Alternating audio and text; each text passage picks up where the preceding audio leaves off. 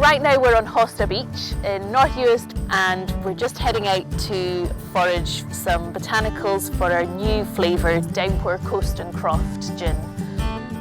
This new addition is the dry style gin, but it's all inspired by botanicals from island life coming together.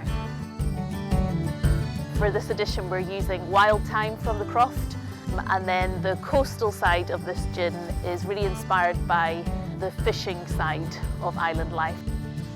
All around the coastline we've got some incredible seaweeds. Specifically what Jonny's harvesting out on the rocks here is pepper dulse seaweed. Oh yeah, nice. Lovely.